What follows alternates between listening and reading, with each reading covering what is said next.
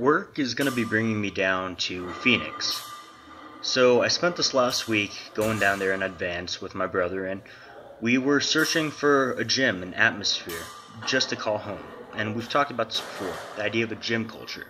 You want to find the right fit for you. So we were nervous.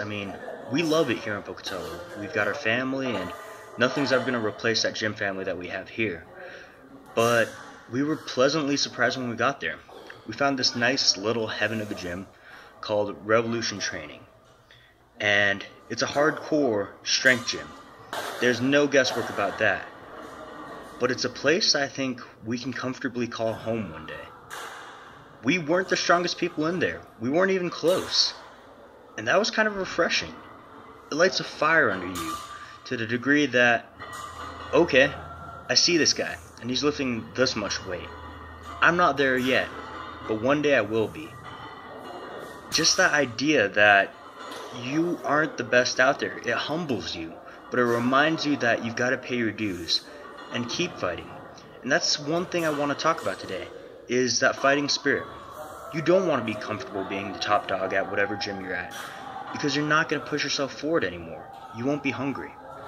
I came into lifting from a background of grappling. I was a wrestler in high school, and I was on a collegiate judo team.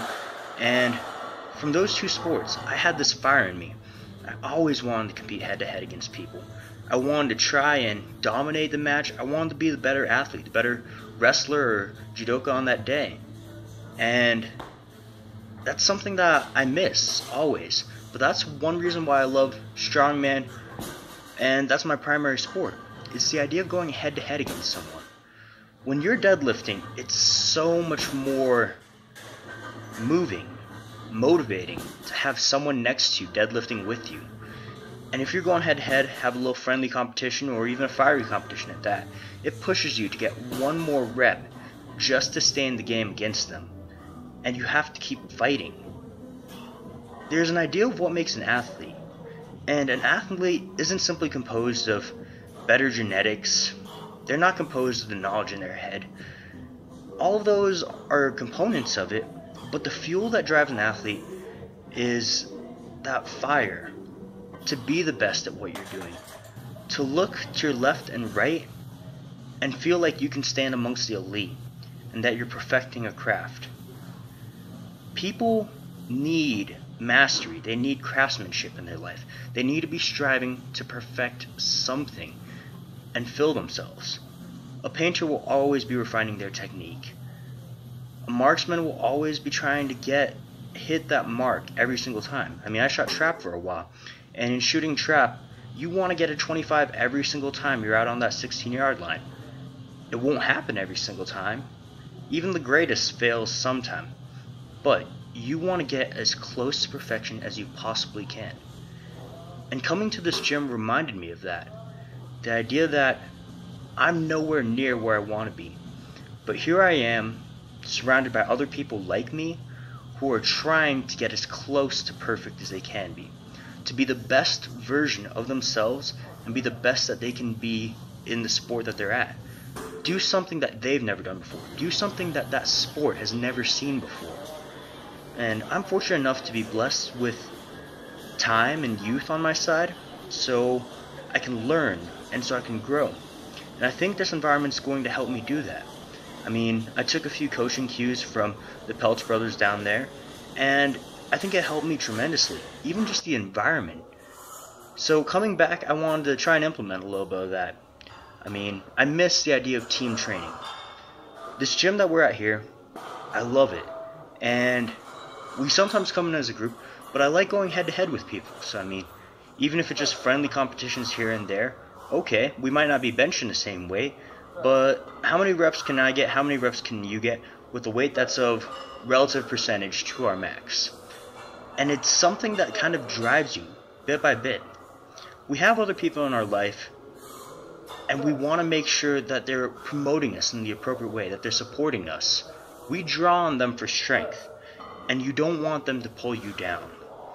I'm so blessed that I've spent my time in Portland, in Pocatello, and soon to be here in Phoenix, in such a manner, in such a way that I can always look around me and feel like the people around me are making me a better person.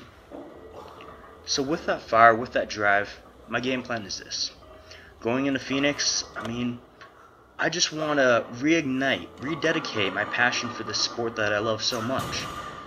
And I want to take every bit of energy into that gym, into me, and just feel like it's driving me through every workout, driving me through every set, every rep, everything, every single breath. And come Reno, the time's getting close. I believe it's less than a month away. I think that just having that environment is going to make all the difference. That excitement come. Because when you're just competing and that's the only time that you're going head to head against people, or you're in an environment like that, then you're going to be kind of the fish out of water. You've got to reignite that every single time you compete. Or you can live with that fire inside you. Let it feed you. Let it burn within you and keep growing and let you grow along with it.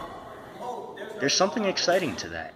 And it's something that I want to impart everywhere I go.